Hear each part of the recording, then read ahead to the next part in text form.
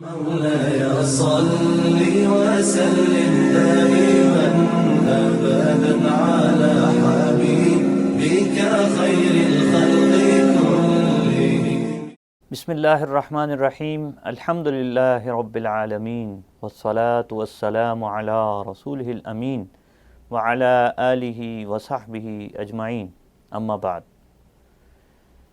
ناظرین کرام، حیات محمد صلی اللہ علیہ وسلم سلسلے کا آج 14واں پروگرام ہے اور میں ہوں آپ کا میزبان محمد کاشف شیخ۔ جیسا کہ گزشتہ پروگرام میں سفر معراج پر میں نے آپ کے سامنے گفتگو کی اور اس کے ساتھ ہی میں نے یہ عرض کیا تھا کہ ہم بیعت عقبہ پہ بات کریں گے۔ آج ہماری گفتگو بیعت عقبہ کے بارے میں ہے۔ یہ بیعت ایک طرح سے معراج کے سفر کے بعد جو اسلامی تحریک ایک نیا رخ لیتی ہے، نیا موڑ مڑتی ہے، تو اس موقع پر بیعتوں کا سلسلہ شروع ہوتا ہے۔ نبی اکرم صلی اللہ علیہ وسلم نے ایک جاں گسل محنت کے بعد مکہ مکرمہ میں جو اجتماعیت اور جو جماعت تشکیل دی، چند سعادت مندوں کی جو جماعت تشکیل دی، اب اس کی توسیع کا وقت آ چکا ہے۔ نبی اکرم صلی اللہ علیہ وسلم کے جانثار صحابہ کرام رضوان اللہ علیہم اجمعین 2 مرتبہ حبشہ کی طرف ہجرت کرتے ہیں۔ آپ صلی اللہ علیہ وسلم بذات خود مکہ مکرمہ سے نکل کر طائف تشریف لے جاتے ہیں، لیکن اس کے جو اثرات ہیں وہ ہمارے سامنے ہیں۔ اللہ تبارک و تعالی دارالاسلام کے طور پر اور اسلامی ریاست کے مرکز کے طور پر جس شہر کو اعزاز بخشنا چاہتا ہے وہ شہر ہے مدینہ طیبہ، مدینہ منورہ۔ زمانہ جاہلیت میں اس شہر کو یثرب کہا جاتا تھا۔ نبی اکرم صلی اللہ علیہ وسلم پر مدینہ کے لوگ کب سب سے پہلے مرحلے پہ اسلام قبول کرتے ہیں اور بیعت کرتے ہیں، اس بارے میں سیرت نگاروں کے تذکرے مختلف ہیں اور انہوں نے مختلف آراء ذکر کی ہیں، لیکن نبی اکرم صلی اللہ علیہ وسلم پر 11ویں سنِ نبوت میں یثرب کے 6 لوگ اسلام قبول کر چکے تھے۔ نبی اکرم صلی اللہ علیہ وسلم حج کے موقع پر جب منا کی گھاٹی سے گزر رہے تھے، آپ صلی اللہ علیہ وسلم نے وہاں قبیلہ خزرج کے 6 افراد کو بیٹھے دیکھا جو آپس میں کچھ بات چیت کر رہے تھے۔ تو آپ صلی اللہ علیہ وسلم ان کے پاس رک گئے۔ ان 6 لوگوں میں اسعد بن زرارہ، عوف بن حارث بن رفاعہ، رافع بن مالک بن عجلان، قطبہ بن عامر بن حدیدہ، عقبہ بن عامر بن نابی اور حارث بن عبداللہ بن رعاب شامل تھے۔ یہ آپس میں بات کر رہے تھے کہ نبی اکرم صلی اللہ علیہ وسلم کا جب وہاں سے گزر ہوا تو آپ صلی اللہ علیہ وسلم وہاں رک گئے، اور آپ صلی اللہ علیہ وسلم نے رک کر ان سے پوچھا، اچھا آپ لوگ وہی ہیں جو یہود کے ساتھ، یثرب کے یہودیوں کے ساتھ حریف ہیں، بلکہ حلیف ہیں، اور ان کے ساتھ معاہدہ کیا ہوا ہے، عہد و پیمان کیا ہوا ہے؟ جب نبی اکرم صلی اللہ علیہ وسلم نے اس طرح کی بات کی تو انہوں نے کہا ہاں بالکل ایسا ہی ہے، ہم وہی ہیں۔ تو ان کے ذہنوں میں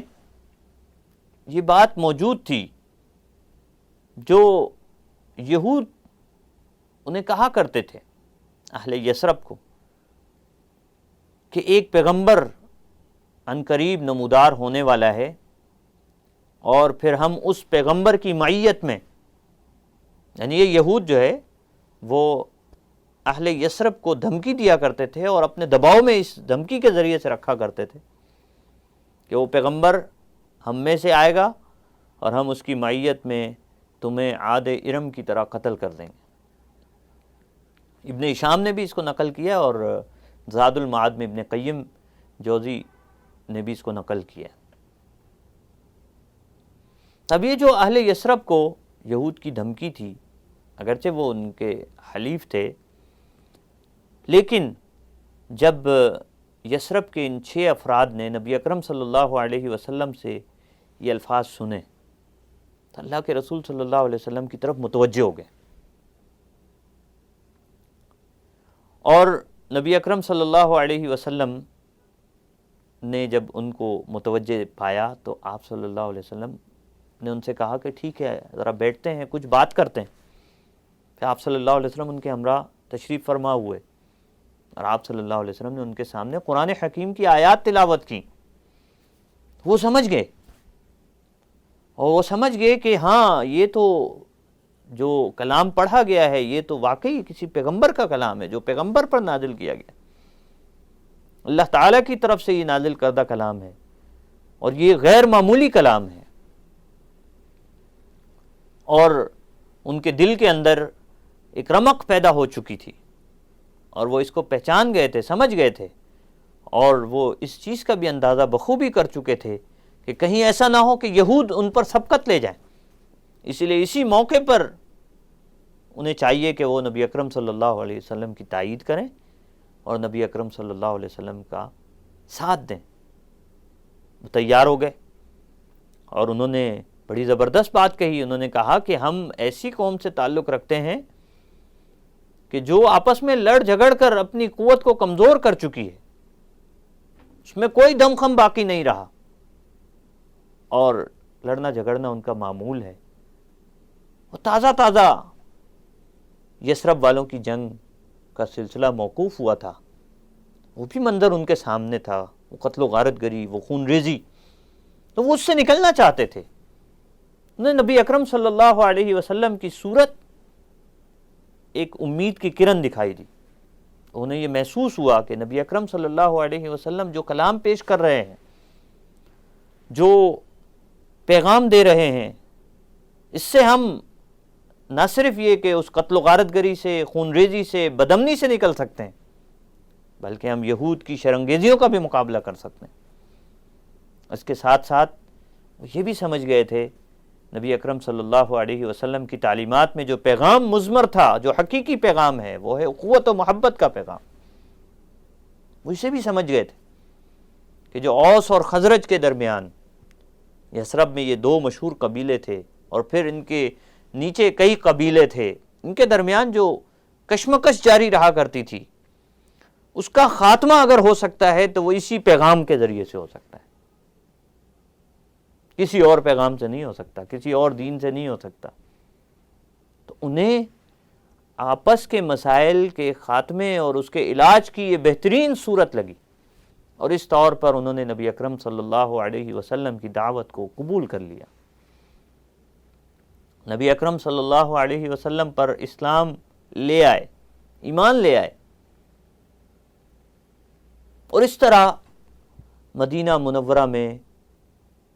نبی اکرم صلی اللہ علیہ وسلم کی تعلیمات کے لیے راہ ہموار ہونے کا پہلا بیج بو دیا گیا، اور پھر یہ سلسلہ یہیں تک نہیں رکا رہا، بلکہ یہ افراد گئے، انہوں نے جا کر اپنی قوم میں بات کی، وہاں تذکرہ کیا، نبی اکرم صلی اللہ علیہ وسلم کا چرچا ایک ایک گھر میں ہوا، مدینہ منورہ میں گھر گھر میں نبی اکرم صلی اللہ علیہ وسلم کا تذکرہ ہوا،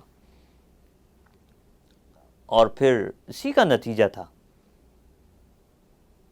کہ 12 نبوی ذی الحج کے مہینے، یعنی عین دوسرے سال، اگلے سال حج کے مہینے میں نبی اکرم صلی اللہ علیہ وسلم کی خدمت میں 12 افراد حاضر ہوئے۔ ان میں سے 5 تو یہی افراد تھے جو پہلی دفعہ، ان میں سے 5 یعنی 6 میں سے 5 افراد تو وہی تھے کہ جو پہلے بھی نبی اکرم صلی اللہ علیہ وسلم سے ملاقات کر چکے تھے، 7 نئے افراد بھی جو نبی اکرم صلی اللہ علیہ وسلم سے اس موقع پر ملاقات کرتے ہیں۔ ان میں سے معاذ بن الحارث ابن عفراء، ذکوان بن عبد القیس، عبادہ بن صامت، یزید بن ثعلبہ، عباس بن عبادہ یہ قبیلہ خزرج سے تھے، اور ابو الحیثم اور عویم بن ساعدہ قبیلہ اوس سے تھے۔ تو اس طرح سے کل 12 افراد نبی اکرم صلی اللہ علیہ وسلم سے اگلے سال یعنی 12 نبوی میں ذوالحج کے مہینے میں، حج کے دنوں میں نبی اکرم صلی اللہ علیہ وسلم سے اسی مقام پر ملاقات کرتے ہیں۔ اس موقع کی بیعت کی جو تفصیلات ہیں وہ صحیح بخاری کتاب الایمان میں حضرت عبادہ بن صامت رضی اللہ تعالیٰ عنہ کی زبانی بیان کی گئی ہیں۔ وہ کہتے ہیں کہ رسول اکرم صلی اللہ علیہ وسلم نے اس موقع پر ارشاد فرمایا تھا کہ یہ بیعت کن چیزوں پر ہو رہی ہے؟ آؤ مجھ سے اس بات پر بیعت کرو کہ اللہ تعالیٰ کے ساتھ کسی کو شریک نہیں ٹھہراؤ گے، چوری نہیں کرو گے، بدکاری نہیں کرو گے، اپنی اولاد کو ناحق قتل نہیں کرو گے، اور اپنی طرف سے گڑھ کر بہتان تراشیاں نہیں کرو گے، اور جو اچھی بات ہوگی، حق بات ہوگی، معروف ہوگا، اس میں میری نافرمانی نہیں کرو گے۔ جو شخص ان باتوں پر عمل کرے گا اللہ تعالی کے ہاں اپنا اجر محفوظ پائے گا، اور جو کوئی جن چیزوں سے منع کیا جا رہا ہے ان سے رکتا رہے گا وہ اللہ تعالیٰ کے ہاں اپنا اجر محفوظ رکھے گا۔ لیکن اگر وہ ان چیزوں کا ارتکاب کرے گا تو دنیا میں ہی اگر اسے سزا مل جاتی ہے تو اس کے لیے کفارہ بن سکتی ہے، اور اگر کوئی ان چیزوں میں سے جن سے روکا گیا ہے ان کا ارتکاب کرے اور اسے سزا بھی نہ ملے تو اللہ تبارک و تعالیٰ اس پر پردہ ڈال دے، پھر اس کا معاملہ اللہ کے سپرد ہے، چاہے تو اللہ تعالیٰ اسے سزا دے، چاہے اللہ تعالیٰ اسے معاف کر دے۔ تو یہ نبی اکرم صلی اللہ علیہ وسلم نے ان کے سامنے دین کا خلاصہ اور نچوڑ پیش کیا۔ اس موقع پر پہلی ملاقات کے مقابلے میں زیادہ افراد آئے، اور اسے ہی سیرت کی کتب میں پہلی بیعت عقبہ کے نام سے یاد کیا جاتا ہے۔ اس موقع پر یثرب کے لوگوں نے نبی اکرم صلی اللہ علیہ وسلم سے گزارش کی کہ آپ اپنی جانب سے کوئی ایک فرد، کوئی ایک نوجوان ایسا بھی ہمارے ہمراہ کر دیں کہ جو ہمیں وہاں جا کر دین کی تعلیمات ہمارے سامنے بیان کر سکے، دوسروں کے سامنے دین کی دعوت رکھ سکے۔ تو اس اہم کام کے لیے نبی اکرم صلی اللہ علیہ وسلم نے حضرت مصعب بن عمیر رضی اللہ تعالیٰ عنہ کا انتخاب فرمایا۔ کون ہے حضرت مصعب بن عمیر رضی اللہ تعالیٰ عنہ؟ وہی ہیں جنہوں نے بالکل ابتدائی دور میں نبی اکرم صلی اللہ علیہ وسلم پر ایمان لایا، اپنی ماں کی محبت کو قربان کیا، ناز و نعم میں پلتے تھے، سب کچھ قربان کر دیا، تج دیا دین کی خاطر، اور نبی اکرم صلی اللہ علیہ وسلم پر دنیا کی تمام تر آسائشیں قربان کر دیں آپ صلی اللہ علیہ وسلم کی محبت کی خاطر، آپ صلی اللہ علیہ وسلم پر ایمان لانے کی خاطر۔ ماں نے گھر سے نکال دیا، جو کچھ بھی موجود تھا، دستیاب تھا، سب کچھ چھین لیا، بڑے ناز و نعم میں پلے تھے، جسم پر ایک گودڑی تھی، اسی حالت میں اللہ کے رسول صلی اللہ علیہ وسلم کی خدمت میں حاضر ہوئے۔ کتنی سعادت مند ہستی تھے۔ اور پھر دیکھیے کہ جب مدینہ منورہ میں اسلام کی تبلیغ کا موقع آتا ہے تو پھر حضرت مصعب بن عمیر رضی اللہ تعالیٰ عنہ کا انتخاب کیا جاتا ہے۔ اللہ تعالیٰ پھر اس طرح اپنے بندوں کو چنتا ہے اپنے دین کے کام کے لیے، دین کی بالادستی کے لیے، پاک بازی اور پاکیزہ زندگی، طہارت قلب، زندگی میں جو زندگی کی آلودگیاں ہیں، آلائشیں ہیں، ان سے اپنے آپ کو دور رکھنا، قربانی اور ایثار کا جذبہ اپنے اندر پیدا کرنا، صبر و استقامت، یہ وہ خصائل ہیں، یہ وہ خوبیاں ہیں۔ آج اگر ہم مسلمان اپنے اندر پیدا کریں تو اللہ تعالی ہماری بھی مدد فرمائیں گے۔ یہ تو اللہ کا وعدہ ہے، ان تنصروا اللہ ینصرکم ویثبت اقدامکم، اگر تم اللہ کے دین کے مددگار بنو گے تو اللہ تمہاری مدد کرے گا اور تمہیں ثابت قدم کر دے گا، آزمائشوں میں تمہارے قدم ڈگمگائیں گے نہیں۔ اس کے لیے اگر ہم چاہیں تو حضرت مصعب بن عمیر رضی اللہ تعالیٰ عنہ کی مثال بہترین مثال ہے، قابل تقلید مثال ہے، قابل اتباع نمونہ ہے، اور ان کا انتخاب ہوتا ہے دعوت و تبلیغ کے لیے مدینہ منورہ میں۔ وہ کس خوبصورت انداز سے مدینہ والوں کو کہ دل موہ لیتے ہیں، کیسے اپنی جانب ان کو کھینچ لیتے ہیں، دین کی طرف راغب کرتے ہیں۔ بڑا خوبصورت انداز ہے، بڑا نرالا انداز ہے۔ یہ تربیت کس کی تھی؟ کنہوں نے، کس عظیم ہستی نے، نبی اکرم صلی اللہ علیہ وسلم نے ان کی تربیت فرمائی تھی۔ آئیے دیکھتے ہیں کہ حضرت مصعب بن عمیر رضی اللہ تعالیٰ عنہ نے کس طرح سے مدینہ کے اندر دعوت کا کام کیا۔ وہ نیا مقام تھا ان کے لیے، ایک نیا ماحول تھا، نئے لوگ تھے، نئی جگہ تھی ان کے لیے، اجنبی ماحول تھا، لیکن حضرت مصعب بن عمیر رضی اللہ تعالیٰ عنہ نے بڑی اپنائیت کے ساتھ کام کیا۔ بالکل ابتدائی ملاقات جو 11ویں سنہ نبوت میں ہوئی تھی، ان میں سے حضرت اسعد بن زرارہ رضی اللہ تعالیٰ عنہ ان کے ہمراہ ہوئے، اور ان کا قیام بھی حضرت مصعب بن عمیر رضی اللہ تعالیٰ عنہ کا قیام بھی حضرت اسعد رضی اللہ تعالیٰ عنہ کے گھر پر ہوا۔ اور پھر اسعد بن زرارہ رضی اللہ تعالیٰ عنہ حضرت مصعب رضی اللہ تعالیٰ عنہ کو اپنے ہمراہ بنو عبد الاشہل اور بنو ظفر کے محلے میں لے جاتے ہیں۔ بنو عبد الاشہل کے دو سردار حضرت سعد بن معاذ رضی اللہ عنہ اور حضرت اسید بن حضیر رضی اللہ تعالیٰ عنہ سے ان کی ملاقات ہوتی ہے۔ اور ملاقات کیسے ہوتی ہے؟ بڑی دلچسپ داستان ہے یہ۔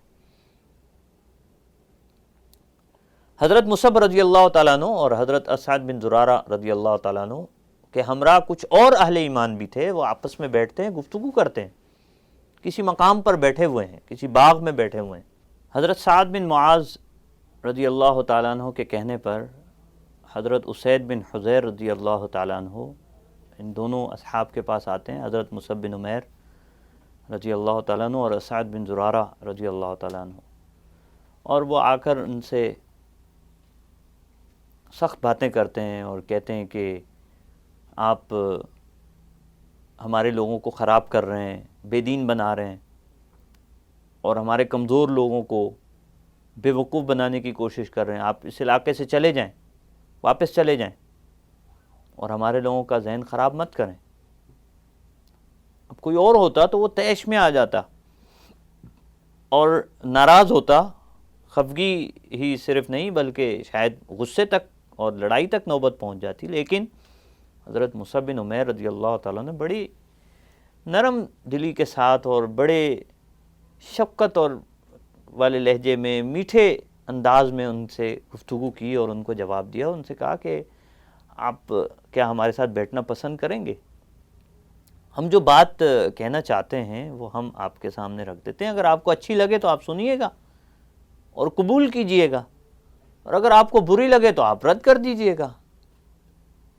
تو اس طرح سے جب انہوں نے کہا تو ایک دم اسید جو تھے وہ ان کے دل پہ اثر ہوا اور وہ بیٹھ گئے۔ بس ان کا بیٹھنا تھا کہ پھر حضرت مصعب بن عمیر رضی اللہ تعالیٰ عنہ نے قرآن حکیم کی تلاوت کی ان کے سامنے، پوری دعوت ان کے سامنے رکھی، اور وہ ان کے دل میں اتر گئی، اور فوری طور پہ انہوں نے اسلام قبول کر لیا۔ اور پھر واپس جاتے ہیں حضرت سعد بن معاذ رضی اللہ عنہ کے پاس، تو سعد کہتے ہیں کہ جس چہرے کے ساتھ تم گئے تھے، واپس آتے ہوئے اس چہرے کے ساتھ واپس نہیں آئے، لگتا ہے تم پر بھی ان کا جادو کام کر گیا ہے۔ اور پھر یہ کہنے کے بعد حضرت اسید کی طرف سے جب یہ کہا گیا کہ آپ بھی چلیں نا، ذرا کوئی بات آپ کر لیں ان سے، ہو سکتا ہے کہ وہ آپ کی بات ان کو سمجھ آ جائے، اور وہ جس مقصد کے لیے آئے ہوئے ہیں وہ اس مقصد سے باز آ جائیں۔ اصل مقصد تو یہی تھا اسید کا کہ اب سعد کو بھی کسی طرح لے جائیں اور ان کو بھی جو ہے وہ اس پیغام اور اس قافلہ حق کا حصہ بنا لیں. پھر اسی وجہ سے ساتھ بھی چلتے ہیں، وہ بھی جاتے ہیں وہاں پہ، وہ بھی جا کے وہی کچھ کرتے ہیں جو اس سے پہلے اسید نے کیا تھا. اسلام قبول کرنے سے پہلے سخت سست کہتے ہیں اور برا بھلا کہتے ہیں، ان کو کہتے ہیں کہ بھئی آپ لوگ یہاں سے چلے جائیں، ہمارے لوگوں کو کا ذہن خراب مت کریں، ان کو بے دین نہ بنائیں. حضرت مصعب بن عمیر رضی اللہ تعالیٰ عنہ ان سے بھی وہی بات کہتے ہیں جو اس سے پہلے اسید سے کہی تھی. حضرت سعد بن معاذ رضی اللہ عنہ پر بھی وہ بات اثر کر جاتی ہے، وہ بھی بیٹھ جاتے ہیں، اور جب قرآن حکیم کی تلاوت سنتے ہیں تو بس ان کے دل میں بھی وہ اثر کر جاتا ہے. بس اس طرح سے حضرت سعد بن معاذ رضی اللہ عنہ جو قبیلے کے سردار تھے اور اہم آدمی تھے بنو عبد الاشہل کے، وہ جب اس پیغام کو قبول کر لیتے ہیں تو پھر حضرت سعد بن معاذ رضی اللہ تعالیٰ عنہ اپنے قبیلے میں واپس آتے ہیں اور ان سے یہ کہتے ہیں کہ میں یعنی اپنے سب قبیلے کے لوگوں کو جمع کر کے ان سے یہ کہتے ہیں کہ میں اس وقت تک کسی مرد اور کسی عورت سے بات نہیں کروں گا اپنے قبیلے کے کہ جب تک تم اللہ اور اس کے رسول صلی اللہ علیہ وسلم کے پیغام کو قبول نہیں کر لیتے. دھوٹوک انداز میں جب حضرت سعد بن معاذ رضی اللہ تعالیٰ عنہ کی گفتگو قبیلے کے لوگ سنتے ہیں تو پھر قبیلہ رات تک جو ہے وہ تمام کا تمام قبیلہ مسلمان ہو جاتا ہے سوائے ایک شخص کے، حضرت اسیرم رضی اللہ تعالیٰ عنہ، جو کہ غزوہ احد کے موقع پر مسلمان ہوتے ہیں، اور اسی دن جس دن یہ غزوہ پیش آیا اسی دن وہ مسلمان ہوتے ہیں اور اسی دن وہ جہاد کے اندر شریک ہوتے ہیں اور اللہ کی راہ میں جام شہادت نوش کر لیتے ہیں. یعنی ایک نماز کا وقت بھی انہیں نصیب نہیں ہوا اور وہ اللہ کے راستے میں جان قربان کر دیتے ہیں. نبی اکرم صلی اللہ علیہ وسلم فرماتے ہیں ان کے بارے میں، اسیرم کے بارے میں رضی اللہ عنہ، کہ انہیں بہت کم وقت ملا اللہ تبارک و تعالیٰ کی طرف سے، یعنی عمل قلیل لیکن اجر بہت زیادہ اللہ تعالیٰ نے ان کو عطا فرمایا، ان کو اس کے بدلے میں اللہ تعالیٰ نے جنت عطا فرمائی. تو اس طرح سے حضرت مصعب بن عمیر رضی اللہ تعالیٰ عنہ کی کوششوں کے نتیجے میں مدینہ منورہ میں اسلام تیزی کے ساتھ پھیلنا شروع ہو گیا. کوئی گھرانہ ایسا نہیں تھا مدینہ کا کہ جس میں چند مرد اور چند خواتین نے اسلام قبول نہ کیا ہو. یہ ان کی بصیرت تھی، ان کی حکمت تھی، ان کی دانائی، ان کی فراست اور تحمل اور بردباری ہی تھی کہ جس کی وجہ سے انہوں نے بڑے کم وقت کے اندر بہت بڑی تعداد میں مدینہ کے لوگوں کو اسلام کے قریب لایا. اور پھر اسی کا نتیجہ تھا کہ جب دوسری بیعت ہوتی ہے نبوت کے 13ویں سال، تو اس موقع پر حج کے موقع پر نبی اکرم صلی اللہ علیہ وسلم کے دست مبارک پر بیعت کرنے والوں کی تعداد جو پہلے 6 تھے، پھر پہلی بیعت کے موقع پر ان کی تعداد 12 تک پہنچی، تو وہ تعداد اب بڑھ کر 73 مرد اور 2 عورتوں سمیت 75 افراد پر مشتمل یہ قافلہ تھا، جو ظاہر ہے عام مدینہ والوں کے ساتھ ہی حج پر گیا تھا، لیکن مقررہ وقت اور مقررہ جگہ کے مناسبت سے وہ پھر رات کے تیسرے پہر اپنے اپنے ڈیروں سے خفیہ طور پر نکل کر عقبہ کے مقام پر جمع ہوئے اور انہوں نے اس موقع پر نبی اکرم صلی اللہ علیہ وسلم کے دست مبارک پر بیعت کی. حضرت عباس رضی اللہ تعالیٰ عنہ جو ابھی مسلمان نہیں ہوئے تھے لیکن وہ نبی اکرم صلی اللہ علیہ وسلم کے ساتھ ہوتے تھے اور آپ صلی اللہ علیہ وسلم کے معاملات میں خاص کر جو مختلف قبائل کے ساتھ جو گفت و شنید ہوتی تھی اس میں ساتھ ہوتے تھے، تو اس موقع پر بھی وہ ساتھ تھے اور انہوں نے نبی اکرم صلی اللہ علیہ وسلم کے حوالے سے جو گفتگو کی وہ بہت اہم گفتگو تھی. آپ نے انصار کے سامنے حضرت عباس رضی اللہ تعالیٰ عنہ نے ان کے سامنے یہ بات رکھی کہ دیکھو ہم ان کی حفاظت بخوبی کر سکتے ہیں، اگر یہ نبی اکرم صلی اللہ علیہ وسلم کو تم اپنے ساتھ لے جانا چاہتے ہو مدینہ منورہ تو یہ یاد رکھو کہ اس کا مطلب یہ کہ پورے عرب کی مخالفت مول لوگ، کہیں ایسا نہ ہو کہ بعد میں جب مشکلات پیدا ہوں تو تم ان کا ساتھ چھوڑ دو، انہیں تنہا چھوڑ دو. اسی لیے ان تمام حالات و نتائج سے بخوبی آگہی حاصل کر کے تب اس عہد کو قبول کرنا اور اس بیعت کو اختیار کرنا، اس راستے کو قبول کرنا. اور اگر تم مشکل محسوس کرتے ہو تو چھوڑ دو، پھر نبی اکرم صلی اللہ علیہ وسلم کو اپنی طرف لے جانے کے لیے مجبور مت کرو اور ابھی سے ہی پیچھے ہٹ جاؤ۔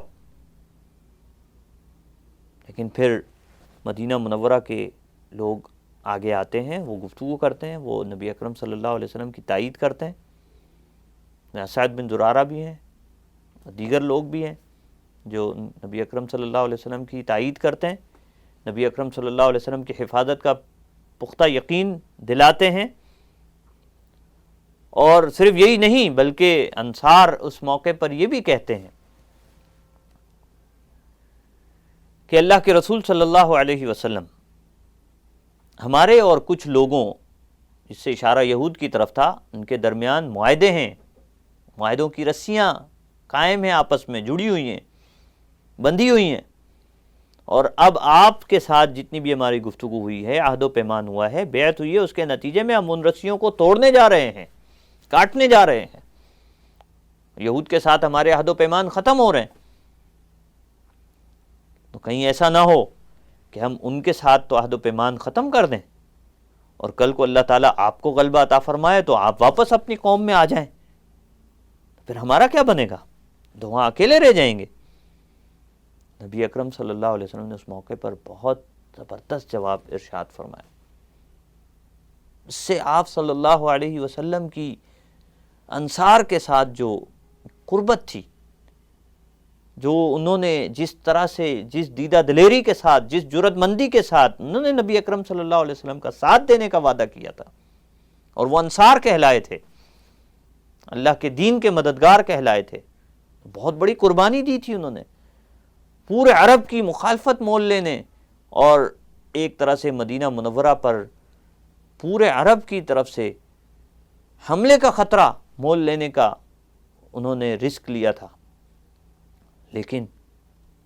نبی اکرم صلی اللہ علیہ وسلم کے ساتھ محبت اور عقیدت اور تعلق اتنا گہرا ہو چکا تھا کہ وہ نبی اکرم صلی اللہ علیہ وسلم کی خاطر اپنا سب کچھ قربان کرنے کے لیے تیار ہو گئے تھے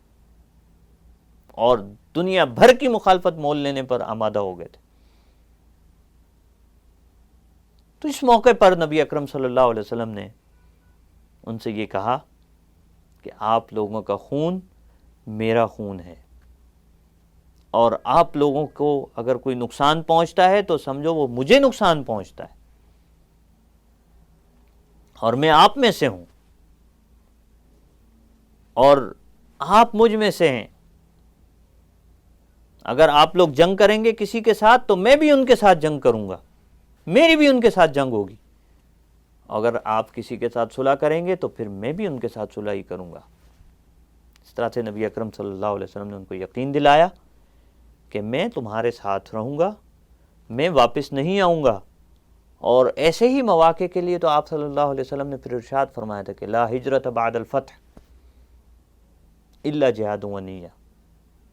کہ اب فتح مکہ کے بعد کوئی ہجرت نہیں ہے، ہجرت کا سلسلہ ختم ہو گیا، اور سوائے جہاد کی نیت سے یا کوئی اور نیک کام کے مقصد سے کوئی اگر نکلتا ہے تو وہ نیت ہو سکتی ہے۔ تو اب مکہ فتح ہونے کے بعد بھی نبی اکرم صلی اللہ علیہ وسلم نے جو واپسی کا امکان تھا وہ مسترد کر دیا۔ مدینہ منورہ کو اسلامی ریاست کا مرکز، اسلامی ریاست کا مقام اور اسلامی ریاست کا جو دارالحکومت تھا اس کا درجہ حاصل ہوا، اور اولین اسلامی ریاست کا درجہ اس کو حاصل ہوا، جو اللہ تبارک و تعالی نے اہل مدینہ کو وہ اعزاز عطا فرمایا، انصار کو وہ اعزاز عطا فرمایا۔ اور پھر اس سے جس عظیم سفر کی ابتدا ہوتی ہے جسے ہم ہجرت کہتے ہیں، اور ہجرت کے ساتھ ہی پھر جہاد کا سفر شروع ہوتا ہے، قربانیوں کی لازوال داستانیں رقم کی جاتی ہیں، اسلامی ریاست کا ایک نیا سفر شروع ہوتا ہے، اور اس سفر میں جہاں دین کو نافذ کیا جاتا ہے، جو بھی احکامات نازل ہو رہے ہیں وہ ساتھ کے ساتھ نافذ بھی کیے جا رہے ہیں، اور پھر ایک ریاست تشکیل پاتی ہے، ایک تمدن وجود میں آتا ہے، ایک نئی تہذیب ابھرتی ہے، نئی معاشرت اور نیا نظام سامنے آتا ہے، اور اس کے خد و خال نمایاں ہوتے ہیں۔ لیکن یہ سب کچھ ہوتا ہے ہجرت کے بعد۔ تو انشاءاللہ ہم اگلی گفتگو میں ہجرت پہ بات کریں گے، اور پھر اس پہلی اسلامی فلاحی ریاست مدینہ منورہ کے بارے میں بات کریں گے، کس طرح سے اس ریاست کو تشکیل دیا گیا، اس کی تاسیس میں کون سے عوامل کار فرما تھے،